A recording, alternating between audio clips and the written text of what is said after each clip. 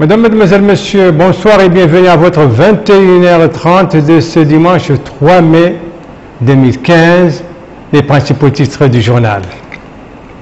Une journée internationale, celle de la liberté de la presse, journée célébrée aujourd'hui, une célébration marquée par les prix Ishaq al-Mukhtar pour la création dans le domaine de l'audiovisuel. Une première place, celle qu'occupe la Mauritanie en matière de liberté de presse dans le monde arabe, et les associations des journalistes appellent pour la préservation des acquis.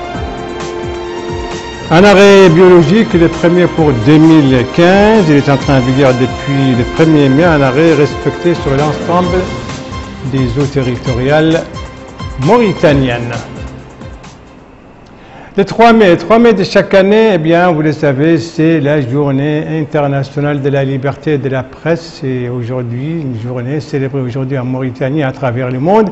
Une célébration chez nous marquée par une grande cérémonie organisée ici à Nouakchott et présidée par le ministre de l'Équipement et des Transports, par intérim, ministre de la Communication et des relations avec la société civile, l'occasion pour lui de réaffirmer l'irréversibilité de la liberté de la presse et de l'expression. Alors, sur cette cérémonie et sur justement les thèmes de cette journée internationale de la liberté de la presse, des précisions avec Abdelrahman Hammedan. La presse professionnelle et la couverture médiatique équilibrée. Sous ce thème, notre pays a célébré aujourd'hui la Journée mondiale de la liberté de presse.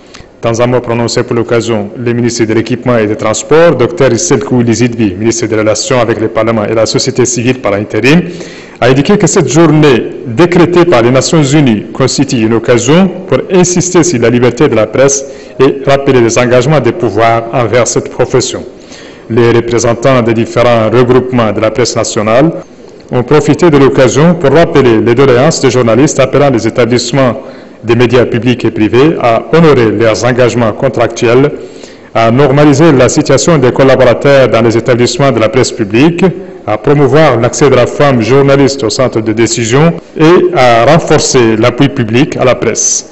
Les représentants des différentes structures du spectre médiatique ont également scandé des réclamations, comprenant notamment la formation continue des journalistes, en tant que nécessité pour accompagner l'évolution progressive que connaît les médias d'une part, et l'imitation que connaît le monde sur tous les plans d'une autre part, la création d'un institut professionnel des médias et l'épuration de la profession. Plusieurs intervenants ont appelé à intensifier les efforts pour libérer les confrères Ishaq al-Mukhtar et ses collègues. Ishaq al-Mukhtar, donc, dont le nom est assuré désormais, porte aujourd'hui le prix, un prix qui a été donc décerné aujourd'hui à l'occasion de cette journée de la liberté internationale de la liberté de la presse. Ishaq al-Mukhtar, vous le savez, notre confrère, donc disparu en Syrie depuis plus d'un an. Eh bien, ce prix qui porte le nom d'Ishaq al-Mukhtar, c'est pour favoriser, c'est pour améliorer la créativité, la création dans le domaine de l'audiovisuel, meilleur reportage, meilleur programme. Et 4 de nos confrères ont bénéficié aujourd'hui de ce prix. Précision avec Moussa Ndiaye.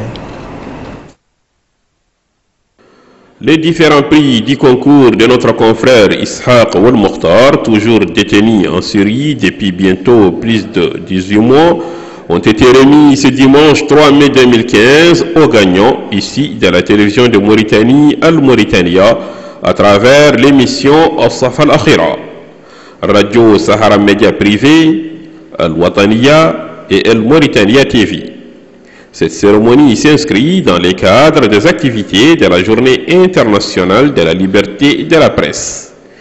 Dans son intervention, M. Cheikh Ould Bouassria, secrétaire général du ministère des Relations avec le Parlement et la société civile, a précisé que cette initiative démontre le soutien que les journalistes mauritaniens ont pour leur confrère Ishaq al-Mukhtar. Il a saisi cette occasion pour remercier tous ceux qui ont contribué à la réussite de cette activité. Quant à notre confrère Dedahi Abdallah, responsable de la structure ARAC, Arab African Communication, a dit que cette initiative s'inscrit dans le cadre de leurs activités, tout en mettant l'accent sur la nécessité d'accompagner les efforts des uns et des autres afin que Ishaq Ould Mukhtar puisse retrouver sa liberté. Autres intervenants ont pris la parole pour mettre l'accent sur les différentes étapes qu'a connu le concours du prix Ishaq Ould Mukhtar. D'autres confrères ont saisi cette occasion pour présenter des exposés sur la situation des journalistes mauritaniens et la nécessité de les accompagner dans leurs efforts afin qu'ils puissent exercer leur mission avec professionnalisme. Voilà, c'est pris donc à l'occasion de cette journée internationale de la liberté de la presse, qui est également l'occasion pour les uns et les autres, le pouvoir public et les journalistes, de faire le point sur les progrès réalisés en Mauritanie dans ce domaine, mais aussi sur les voies et moyens pour préserver et renforcer les acquis dans notre pays, la Mauritanie, qui est toujours en tête des listes en ce qui concerne la liberté de la presse dans le monde arabe. Mohamed Al-Layab. La Mauritanie occupe depuis quelques années les sommets du classement de la liberté de presse au niveau du monde arabe, un classement effectué par des organisations internationales spécialisées telles que Reporters sans frontières. Une liberté qui n'a cessé de s'épanouir. Les Mauritaniens assistent depuis à une effervescence médiatique sans précédent, avec l'apparition de nouvelles chaînes de télévision et stations de radio privées. Ceci a offert aux Mauritaniens la possibilité de s'exprimer librement. Les femmes et les hommes du quatrième pouvoir jouissent désormais des acquis inestimables. La libération de l'audiovisuel en Mauritanie et la création de 5 chaînes de télévision et 5 chaînes de radio privées a été un grand acquis, un grand pas vers une réalité médiatique cohérente avec la démocratie. Cependant, c'est aussi une très grande responsabilité et sur les sociétés, les entreprises qui sont ces télévisions et ces radios, et sur les journalistes aussi qui y travaillent. Mais comme toute évolution humaine, cette liberté de presse a aussi ses limites.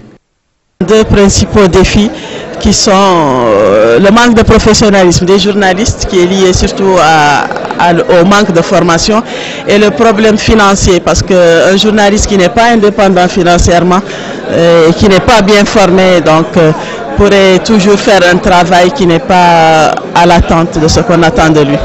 L'institutionnalisation du métier, l'application des cahiers des charges, l'ancrage du professionnalisme et le respect de la déontologie demeurent, entre autres, des défis majeurs auxquels les journalistes mauritaniens devraient faire face d'une façon plus sérieuse, tout en impliquant l'ensemble des acteurs concernés par ces secteurs si sensibles et indispensables à toute démocratie moderne aspirant à la pérennité. Autre secteur tout aussi sensible, cette fois dans le domaine économique, c'est le secteur des pêches et donc la ressource halieutique. Alors il faut la favoriser, il faut la préserver, et c'est justement pour préserver cette ressource halieutique et pour lui permettre de se reproduire que les autorités viennent de décider un arrêt biologique. Il est en vigueur depuis maintenant 3 jours et il est respecté sur l'ensemble des eaux territoriales mauritanienne. Sur l'objectif de cet arrêt donc biologique, des précisions avec Moussa Ndiaye. C'est confirmé. La pêche de fond sur l'ensemble des eaux maritimes sous juridiction mauritanienne est en repos pour une durée de 2 mois à compter du 1er mai 2015 à 0 heure. C'est ce que vient de préciser un communiqué du ministère de la Pêche et de l'économie maritime rendu public récemment. L'arrêt biologique est l'une des principales mesures de gestion prises par le ministère de la Pêche et de l'économie maritime pour protéger nos ressources halieutiques, particulièrement le poulpe qui est le support de ce secteur. L'arrêt biologique vise donc à protéger le poulpe pendant ses phases biologiques critiques, à savoir donc la période de reproduction pour protéger les géniteurs et la période de présence massive de taille juvénile pour les permettre donc d'atteindre une taille marchande. Et dans ce cadre, l'INROP conduit un suivi mensuel à travers donc son navire de recherche océanographique pour actualiser ses indicateurs biologiques et collecter des informations donc sur les paramètres environnementaux qui impactent l'abondance de cette ressource. La dernière campagne effectuée la semaine dernière, elle a révélé donc un taux de juvéniles supérieur à 40%, donc ce qui nécessite donc l'application de cette mesure d'arrêt biologique. Il est à rappeler que le texte du communiqué du ministère des Pêches et de l'économie maritime précise qu'un délai de 7 jours est accordé à la pêche artisanale et à la pêche côtière pour leur permettre d'élever leurs équipements et engins de pêche. Nous vous le disions hier soir au cours de notre édition de 21h30, la commune de Nouamrar, dans la wilaya de Nouadhibou, eh bien, cette commune dispose désormais des infrastructures de base dans les domaines de l'électricité, mais aussi de l'eau potable. Et bientôt, l'infrastructure routière, eh bien, avec la route qui va la relier à l'axe Nouakchott-Nouadhibou, une route qui va permettre son désenclavement, et ceci à la satisfaction des populations de cette localité, Aminata Khan. Longue de 55 km, la construction de la route reliant la ville de Nouamrar à l'axe routier Nouakchott-Nouadhibou va permettre de désenclaver des villages imragènes implantés sur les côtes mauritaniennes. Ce projet, dont l'exécution est confiée à l'établissement national de l'entretien routier, doit s'achever en octobre prochain. Les services techniques qui assurent l'exécution des travaux de cette route sont à pied d'œuvre depuis plusieurs mois, nous a indiqué le directeur du projet Hamadi Mohamed Lamine. Il a ajouté que tous les moyens matériels et humains ont été disponibilisés afin de respecter les délais impartis et les normes internationales reconnues en la matière. Les habitants de Nouamrar que nous avons rencontrés ont salué la réalisation de cette route qui va sans nul doute atténuer leurs souffrances et faciliter le trafic. Le maire de l'arrondissement de Nouamrar, Mohamed Mahmoud Oul-Hafl, a affirmé à l'entame de ses propos que la réalisation de ce tronçon est d'une importance capitale pour les natifs de cette ville. Il poursuit en indiquant que Nouamrar a connu au cours de ces dernières années plusieurs avancées à cause des politiques entreprises par le gouvernement. Il est à noter que cette route est financée à hauteur de 4,5 milliards d'ouguiya sur fonds propres de l'État. On va terminer ce journal par une clôture, celle des journées nationales de l'artisanat, ces journées organisées par le ministère de la Culture et de l'Artisanat en collaboration avec l'Union européenne. 4 jours durant donc, ces journées ont été marquées par des exposés, des expositions, des exposés, des conférences sur justement l'importance de l'artisanat, l'artisanat vecteur de développement économique et culturel. C'est d'ailleurs sous ce thème que se sont déroulées ces journées, 4 en tout. Clôture, c'était ce soir à Nouakchott. Et l'objectif de ces journées, bien entendu, c'est de promouvoir, de sauvegarder cet artisanat, pan culturel très important de notre patrimoine culturel. Et d'ailleurs, cet artisanat, bien entendu, est présent actuellement à Milan, en Italie, où se déroule là-bas l'exposition universelle, où la Mauritanie participe à cette exposition qui doit durer 6 mois. Et d'ailleurs, la participation de la Mauritanie a fait l'objet, je la rappelle, d'une communication faite par la ministre de la Culture et de l'Artisanat lors du dernier Conseil des ministres. Cet artisanat est également présent à Paris, la capitale française, à l'occasion des journées internationales du tourisme qui se tiennent actuellement à Paris, autant dire donc l'importance de cet artisanat. Ce journal est à présent terminé. Et merci mesdames, mesdemoiselles, messieurs de l'avoir suivi. Merci à vous donc de l'avoir suivi. Merci bien entendu aux équipes rédactionnelles et techniques qui ont participé à sa conception. Je vous en rappelle les principales informations. Aujourd'hui, 3 mai, journée internationale de la liberté de la presse, journée célébrée sous le thème une presse professionnelle et une couverture médiatique équilibrée, autrement dit objective. Une journée donc célébrée aujourd'hui en Mauritanie, à l'instar de la communauté internationale. Une journée dont la célébration a été marquée également par les prix Ishaq Ould El Mokhtar, notre confrère qui est retenu depuis plus d'1 an en Syrie, prix dont ont bénéficié 4 lauréats aujourd'hui, et c'est pour favoriser la création dans le domaine de l'audiovisuel. Et ici, c'est l'arrêt biologique en vigueur depuis 3 jours sur l'ensemble des eaux territoriales mauritaniennes. L'objectif, c'est de permettre à la ressource halieutique de se reproduire.